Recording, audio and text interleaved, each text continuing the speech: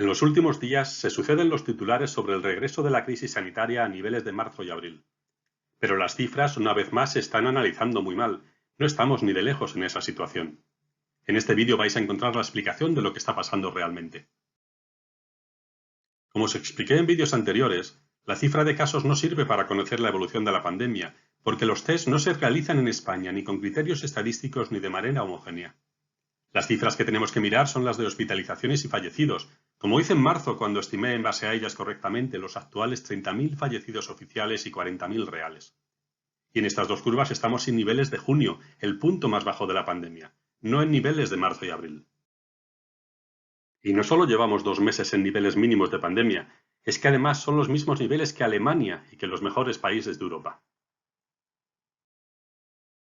Para comprobarlo solo tenemos que comparar los datos de fallecimientos. En la primera mitad de mayo estábamos en 25 fallecidos semanales por millón de habitantes, la cuarta cifra más alta de Europa después de Reino Unido, Bélgica y Suecia que superaban los 40. Y nos parecían muy lejanos los 8 muertos por millón de Alemania, Suiza o Portugal.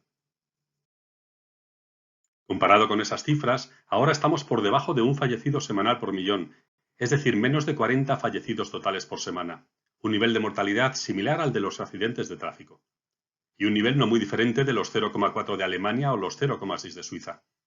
Incluso aunque las cifras oficiales estuvieran un 50% por debajo de las reales, como es muy posible, los niveles serían similares a la media europea.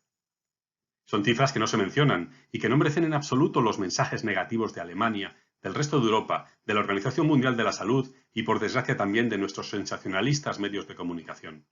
El aislamiento al que han condenado a nuestro país y por tanto a nuestro turismo no está en absoluto justificado.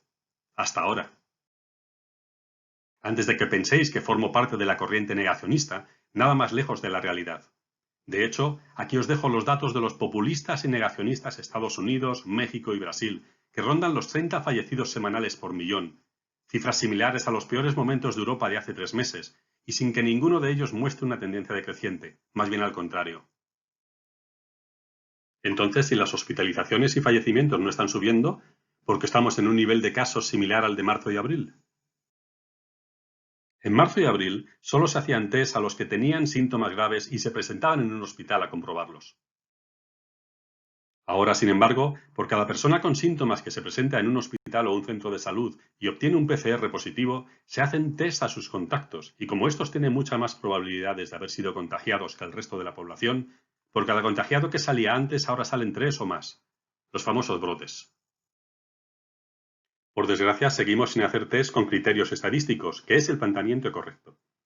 En España hicimos solo uno a 35.000 personas hace 3 meses, que no valió para nada y que ya está olvidado.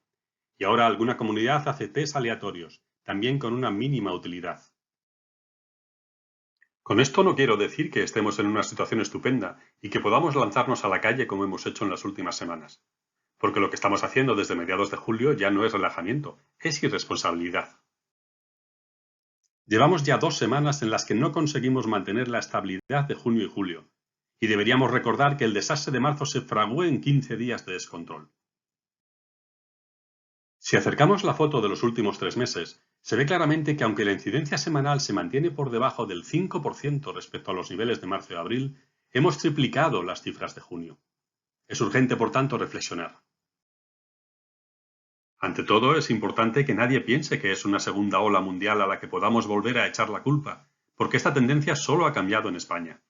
Aquí podéis ver la evolución de estos 3 últimos meses comparada con Alemania. Lo mismo pasa si nos comparamos con Italia, que nos superaba en mortalidad semanal hasta la semana pasada. Es evidente que es España quien tiene que ponerse las pilas. Incluso la famosa Suecia, la que dejaba morir a la gente y que al final parece haber alcanzado la inmunidad de grupo que perseguía, eso sí, a costa de una mortalidad total similar a la de España, está desde hace unos días por debajo de nosotros. Lo que hay que hacer es bastante obvio, mantener lo que funcionó en junio y en julio y que además coincide con las acciones que han aplicado los países que mejor han gestionado la pandemia y con los que nos codeábamos hasta hace unos días. Y la lista es sencilla de elaborar una vez que todos los epidemiólogos han llegado ya a las mismas conclusiones sobre los niveles de proximidad y densidad que facilitan el contagio. Solo hay que recuperar las distancias y las limitaciones de aforos en sitios cerrados y terrazas, volver a limitar el número de personas en reuniones y eventos, imponer la mascarilla siempre que no se pueda mantener la distancia social y conservar las medidas de higiene de lavado de manos y uso de gel.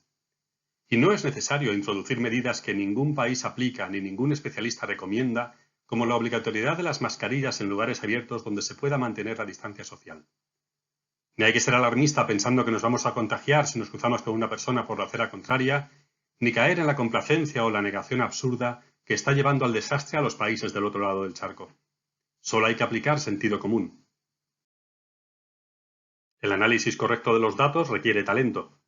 Si quieres mantenerte informado, evitando información inútil y sesgada o teorías conspiranoicas, suscríbete o accede a mi canal de YouTube, donde además de los vídeos de la primera fase de la pandemia, colgaré otros sobre la crisis económica.